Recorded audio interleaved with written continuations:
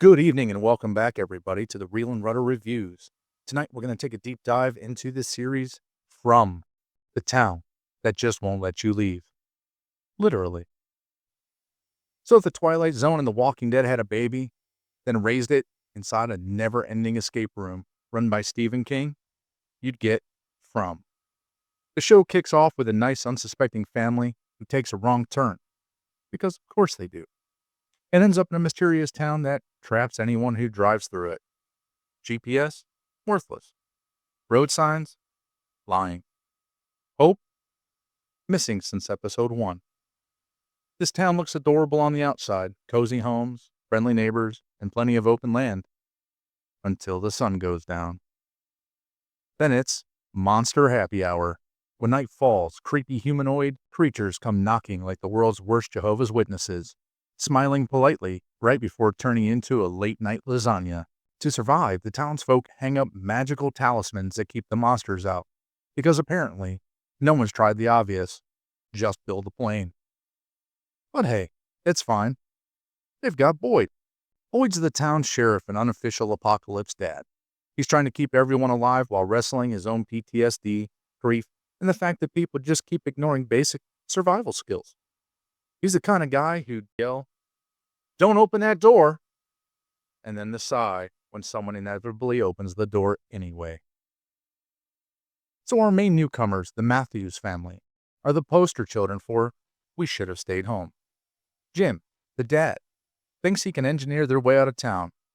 Tabitha, the mom, starts questioning her sanity. And honestly, that's fair. Their kids adapt surprisingly well, which makes me wonder if teens are just built for horror situations now. There's Donna, who runs the colony house like a stone philosopher with a shotgun. Kenny, the deputy, who deserves a raise. And then there's Victor, a grown man with the emotional range of a haunted child's drawing. Each one's holding it together with duct tape trauma in the world's most awkward community dinners.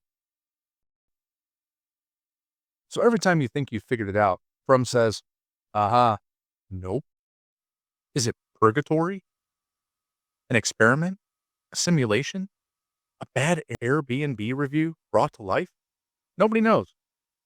Not even the writers, probably. But that's the beauty of it. Every episode leaves you both terrified and oddly invested in whether they'll ever get decent Wi-Fi. So despite the nightmare scenario, From somehow keeps things hopeful. People build love, fight, and even crack jokes while their world collapses.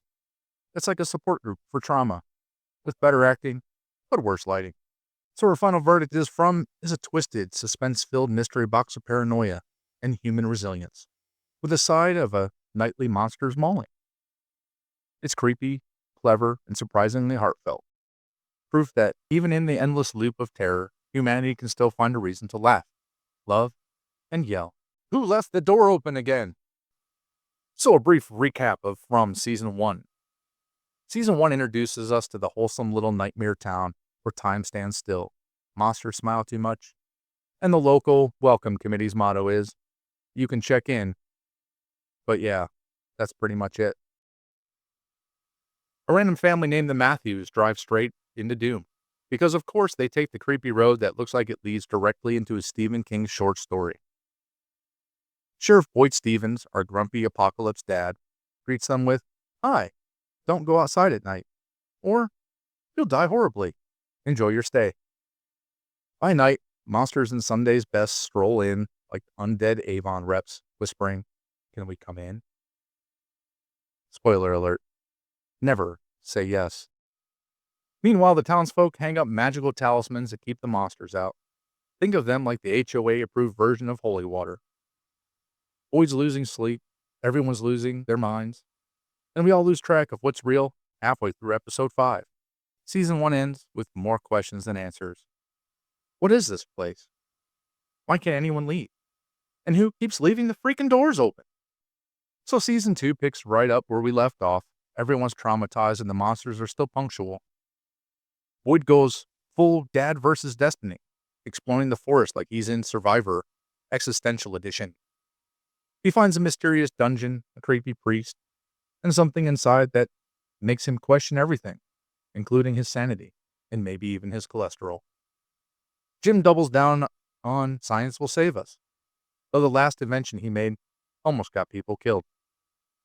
Tabitha decides to go all Stranger Things, digging tunnels, chasing noises, and discovering that the floor under your house is apparently a gateway to hell. Victor, our resident man-child cryptic oracle, keeps popping up like a glitchy tutorial NPC. Helpful, though, unsettling, and somehow always nearby when things go sideways. We also meet new arrivals who bring fresh drama, because if you're stuck in an inescapable nightmare, you might as well add more people with trust issues. The monsters? Oh, they've upgraded too. They're creepier, smarter, and show up uninvited, like your in-laws. There are weird visions, hallucinations, time loops, and more screaming than a toddler's daycare. But by the end of season 2, Boyd's covered in blood, Tabitha's missing, and everyone's staring at each other, so pizza night's still on, right?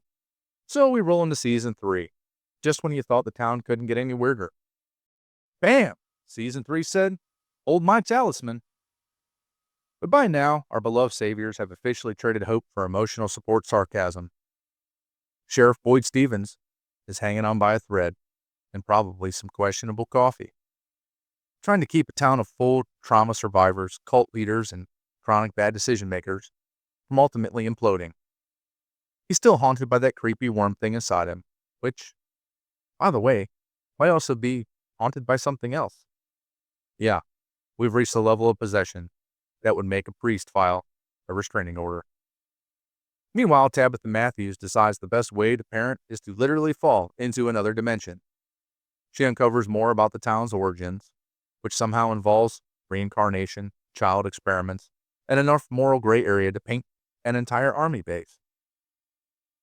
Jim, our DIY apocalypse engineer, is still convinced he can science his way out of this nightmare, because nothing says, trust me, like a man who caused a cave-in the last time he tried to help.